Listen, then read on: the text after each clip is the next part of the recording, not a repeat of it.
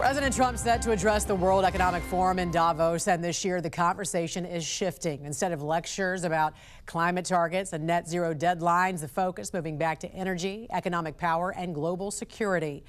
From the race for critical minerals to the massive energy demands of artificial intelligence, the questions now are about growth, about Greenland, and about independence. Joining us this morning is former White House economic advisor Steve Moore. Steve, good morning to you. You saw the president just land there in Davos.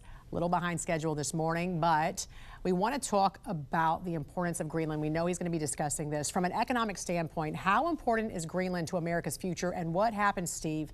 And what are the risks if the U.S. does not engage more aggressively?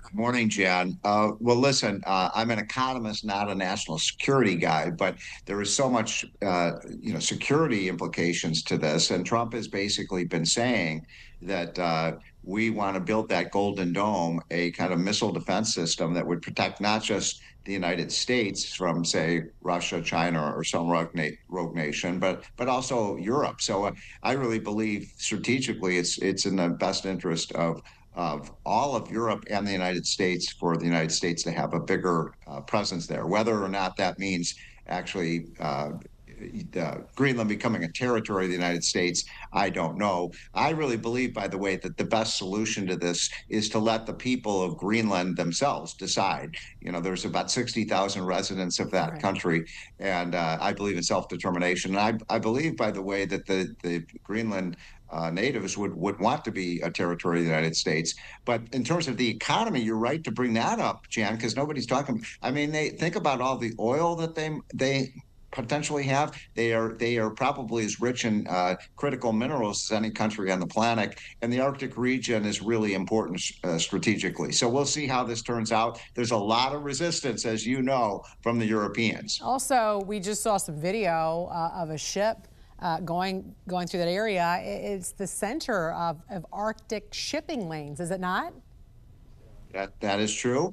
And when you think about it, I'm going to give you a little history lesson here, Jan. You've probably heard of, if you remember your American history, Seward's Folly. And Seward's Folly, of course, happened in the late 1860s when Secretary of State Seward bought Alaska. And you know how much we paid for Alaska? Yeah. $7 million. Yeah. And it became one of the greatest. And now it's worth, obviously trillions of dollars. So this sort of makes sense geopolitically. We'll see how this turns out. But as I said, the Europeans are very resistant to this. And it's going to be a major topic in Trump's speech that I think he's going to start speaking very, very soon. Yeah. And hopefully you can stay with us and listen with us to his speech. I want to talk about one of the big shifts we're hearing about in Davos, and that's less talk about climate ideology and more about energy reality. Countries realizing you can't run a modern economy or compete with China without abundant, reliable power. How important is energy independence to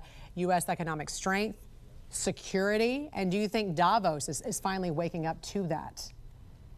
Well, Jan, you asked maybe the wrong question, because of course you're right that the United States needs to be energy independent, and we are. Basically, we're producing more oil and gas than any other time in our history, and that's one of the reasons gas prices are falling so much. But the people who need to strive for energy independence are the Europeans, and they made a huge mistake. They made a miscalculation on green energy. It didn't work. Germany deindustrialized. A lot of the countries were paying through the roof for energy, and they became dependent on Russia and other countries. And so I think one of the things Trump will say this morning when he speaks is, hey, follow our lead, use all of your energy resources. The Europeans should be building nuclear plants. We should be too. We don't want to be reliant on the Middle East and other countries for our energy source. So when we see these artificial intelligence exploding right now, that also means energy demand, data centers, supercomputers,